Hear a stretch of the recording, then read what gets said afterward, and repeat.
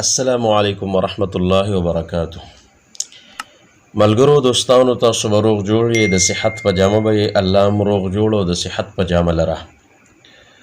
ملګرو، د څه بعضې دوستانو احبابو په اصرار باندې دا ویډیو جوړوم چې د دې نه نور خلک هم فایده واخلي. دا ویډیو ده د قرض د خلاصېدو دپاره د دعا او د ذکر په باره کې.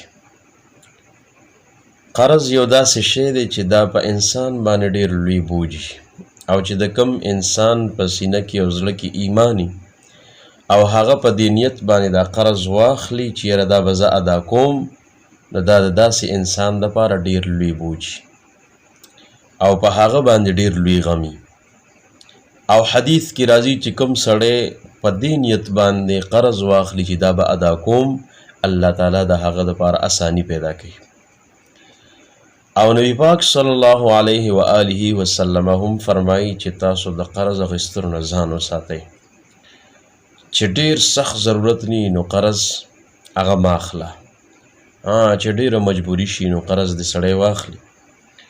خو چې قرض واخلي نو د یو غریب فقیر بنده دپاره د هغې ادا کول ګراني.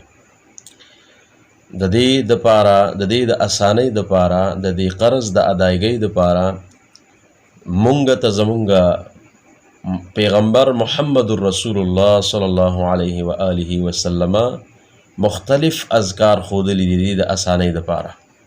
اوږده اذکار دي چې د هغې ټولو نه لنډ ذکر او د هغې ټولو نه لنډ وظیفه او عمل او دعا هغه نن زه ستاسو وړاندې ذکر کوم او پیش کوم. زما عزتمندو، حدیث کی راضی وعن علی رضی اللہ عنہ ان مکاتبا جاءه فقال انی قد عجزت عن مکاتبتی فأعني قال الا اعلمك كلمات علمنيهن رسول الله صلی اللہ علیہ وسلم لو كان عليك مثل جبل صير دينا أدى الله عنك. قال قل اللهم أكفني بحلالك عن حرامك وأغنني بفضلك عمن سواك. دا حدیث امام ترمذی بخپل سنن کې ذکر کړي.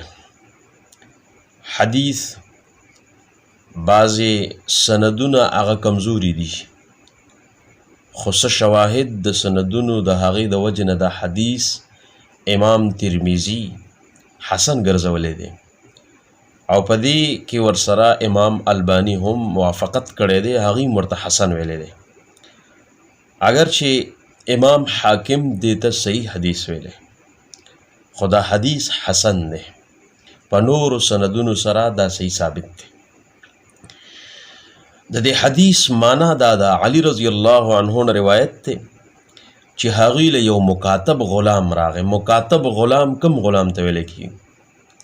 زما عزتمندو، مکاتب غلام هغه غلام ته ویلی کېږي چې هغه ته خپل مالک او آقا ورته ووایي چې ما له دومره مقدار پیسې راکه، ته آزاد یې. دې ته مکاتب غلام ویلی کېږي. دی به د خپل بدل کتابت چې کوم دی چې څومره پیسې مقرر دي دا به ادا کوي، نو دی به آزادېږي. نو داسې قسمه غلام علی رضی الله عنه لراغې ورته وایي انی قد عجزت عن مکاتبتی فاعنی، زه د بدل کتابت نه عاجز شوی یم چې خپل بدل کتابت ادا کړم، ما سره مدد وکړه. علی رضی الله عنه ته وایي. علی رضی الله عنه ورته فرمایي الا اعلمک کلمات علمنیهن رسول الله صلی الله علیه وسلم. وی آیا زه تا ته داسې کلمات ونښیم چې دغه کلمات ما ته رسول الله صلی الله علیه و آله وسلم ښودلی دي؟ که چېرته په تا باندې د یو لوی غر عمره قرض نو هم بیم الله تعالی تا نه د دې کلماتو په سبب او د دې کلماتو په ذریعه ادا کړي چې ته دا کلمات وی او دا ذکر کې دا دعا کې. هغه کلمات څه دي یاد کا؟ وی اللهم اکفنی بحلالک عن حرامک واغننی بفضلک عمن سواک.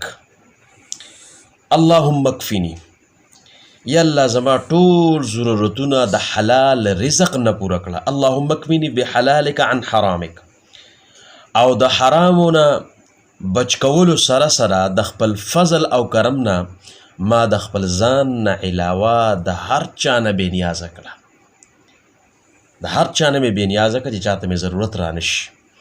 نو دا داسې کلمات دي چې د دې په سبب د دې په ذریعه باندې به الله تعالی ستا قرض هغه ادا کوي او تا ته به اسانوي. بیا یې واوره همدغه کلمات دي: اللهم اکفني بحلالك عن حرامك واغنني بفضلك عمن سواك. دا به تاسو ته په دې سکرین باندې راځي، دا الفاظ یاد کړئ او دا ډېر ډېر وایئ. او بل کثرت استغفار ډېر ډېر ویل، دا د قرض د ادایګۍ، د مال د ډېروالي، د نارینه اولاد، او دغه رنګې د قوت د طاقت د زیاتېدو، او دغه رنګې د مال کې د برکت دپاره ډېر زیات مجرب عمل دی استغفار ډېر ډېر ویل. فقلت استغفروا ربکم انه کان غفارا یرسل السماء علیکم مدرارا ويمددكم بأموال وبنين ويجعل لكم جنات ويجعل لكم أنهارا. ٹھیک شو کنه؟